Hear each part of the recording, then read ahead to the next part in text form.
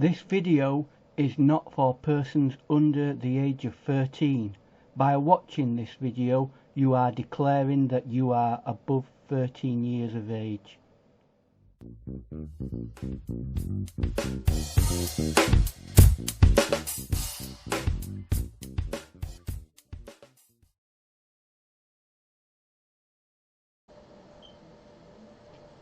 In today's video, I'll be looking at this watercolor painting that I did in 1993, and I will be recreating it and doing it in the style that I tend to go for nowadays.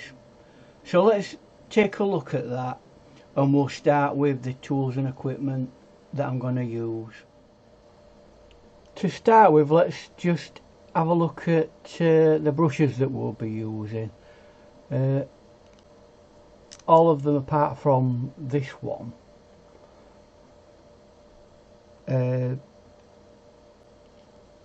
Quill brushes.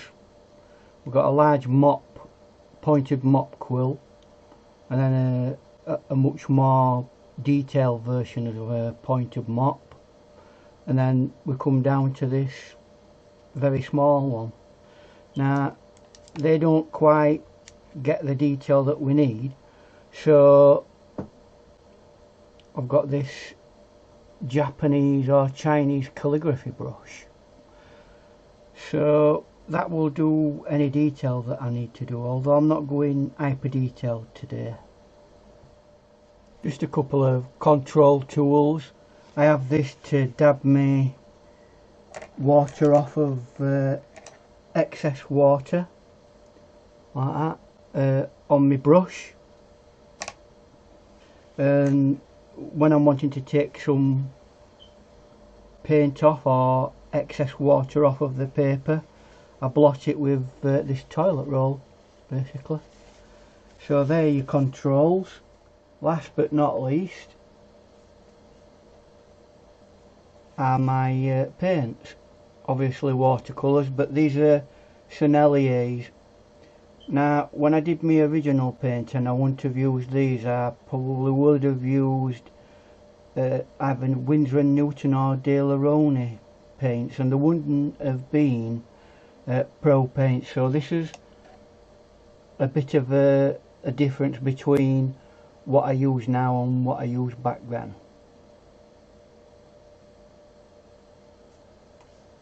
The paper I'm using today is very much similar to the original painting. It's Bookingford. The only difference is that they were both £140 or 300 grams, but this is rough. My original will have been cold press, not. So slight difference in texture on this, but apart from that, they're basically the same paper and the same setup. So let's crack on with the painting itself. I'll do this as a narrated time lapse. Using my large mop brush, I'm doing the background, which is pretty standard on most of my watercolours these days. I may not have used that technique back then, but I'm getting the background in, and as you can see, it's darkish. It's not as dark as what the painting is, and as you've noticed there, I've gone over the head as well. So I'm working all the way around the horse and the farrier, and I'm introducing bits of colour while it's all wet, so it's all one consistent piece of work.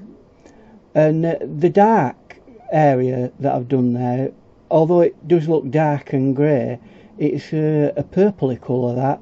So while it's all wet, I'll keep adding various ranges of colour, and again, that area I've just put in there is also a bluey colour.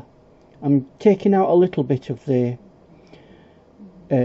paint from where the horse's head, and there's a little bit of brown going in there, and it's about getting a nicely softened background for this painting to frame it. As you can see, I'm using some tissue paper to blotch up there. It's something I wouldn't have done back in the early 90s.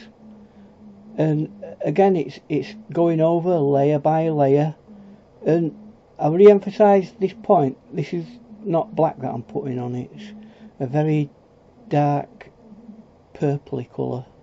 On top of that, we do add some other colours into it.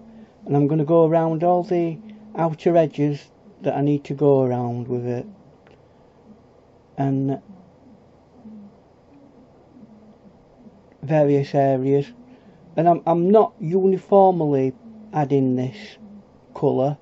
It's going on in very random ways, so that there's various different blends going off throughout the painting. There's some more. And we're doing this while it's all drying, so bits will dry in softer than others, and that's where you get your atmospherics from. And I've come down to a much smaller brush now. It's got a point on it where I can be a lot more detailed around the various bits that I'm painting, and you can start to see the outer edges of the farrier's foot and other bits of detailing. And towards the back end of the horse there, and its back leg, again that's being faded into the foreground because there's light in the foreground. And I'm just using textures. Now the horse has got some sort of blanket that it's wearing, so I'm just very briefly putting a layer in there. And it just so happens that the leather trousers or whatever it is that he's wearing, the farrier, are a similar colour, so that was convenient for me. Putting a bit of shading in towards the back of that, a couple of bits of darker details for the horse, and we can also start getting some light smoke effects in there. He's got a jacket, the farrier, that's a deep dark blue, so this painting is quite a dark colour, but it's well offset against some light areas, although I've gone for a lot less contrast in this particular painting. Something we've not discussed is where the light's coming from. For me, from the original photo, it's coming from the left hand side and slightly above, so everything on the left hand side is going to be obviously a lot lighter, and as you go farther into what I assume is a barn or something like that, there's more of the shade affects the horse. But we are putting bits of details in with that brush, and we're really getting down to the detail now because I'm using my small brush to do the detailing, and I'm putting some of the lighter ends of the person's hands and hand colour and skin colour and things like that, and I'm also blending a bit of that into the dark blue of the jacket that he's wearing, just to make it a little bit darker. So that's something you can do. Blue against red will always go a bit darker. And here we go, we're starting to get some features of the horse. Now there are other areas of the painting that are much more detailed, but I'm not going for detail in this particular painting. I'm putting the man's hair in there. It's at first I put a pink area in to cover his skin colour. Wait until that's dried, and then we'll go back over that.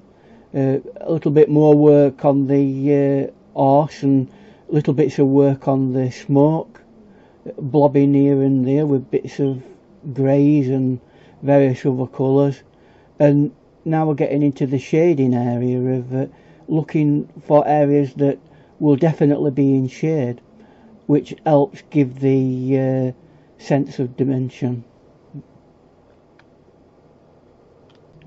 The farrier is obviously shoeing the horse, and now you can see the tools that he's using to put the shoe on. I don't know what the technical term is, but they again are part of the detail, but I don't want to over egg that detail.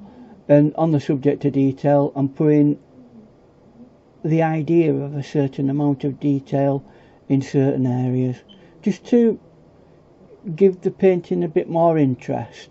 But you've got to be fairly sparing, which is something that in my other painting, obviously I did a lot of detail in that, and that was the way I used to paint a lot.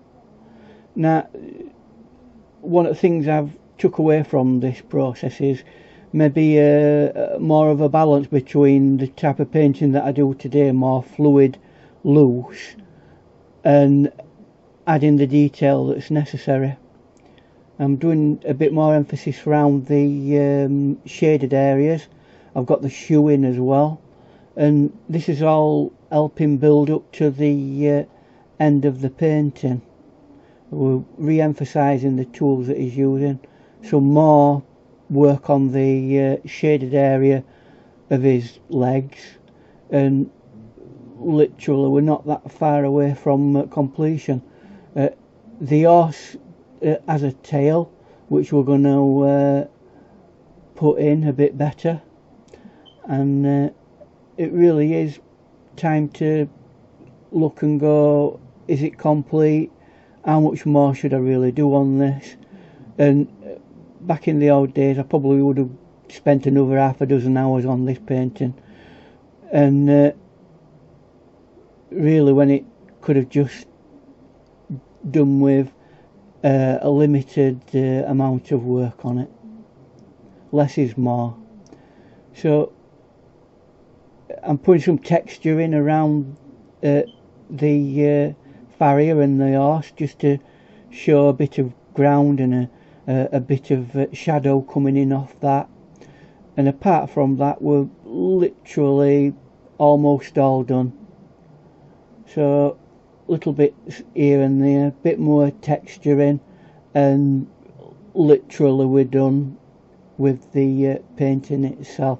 It took about 35 minutes to paint this, I think, whereas the other one it would have took probably a day to paint. So we'll move on to assessing what we've done in comparison to our old painting, and see if we learn anything. The first thing that I've seen in this particular painting, looking at both of them, is the orientation of the paintings themselves. In the 1993 one I've gone for a landscape, whereas in the 2020 I've gone for a portrait, or what they call vertical and horizontal, if you want to call them that. But it's really strange that I've gone for that in the 2021, because normally my rule is to go with the dominant thing that's in the painting and go with its orientation. In the 1993 painting I've gone for a much more high contrast. The colours are a lot more heavier saturated, and they're not quite as connected as in the softer, more watercolour like painting of 2020. Now, to be frank, they're both fine to do, but it's getting the balance between both of those two techniques, and that's something that I'm going to work on, getting some detail in, but also keeping it nice and flowy and loose and blended like it is in the 2020 painting. So one more thing is the background. In the 2020 background, that's a build-up of several dark colours, whereas in the 1993 painting it will have been a straight dark colour. It may have had a couple of coats of that, but it will have been a straight dark. Now again, there's nothing wrong with either of those two, but you do get a difference in the atmospherics that will come out of these paintings. So I hope that you've enjoyed having a look back at one of my older paintings and watching this video, and you've got something out of it today. I'll see you later on when we do another painting, and thanks for being here. Bye.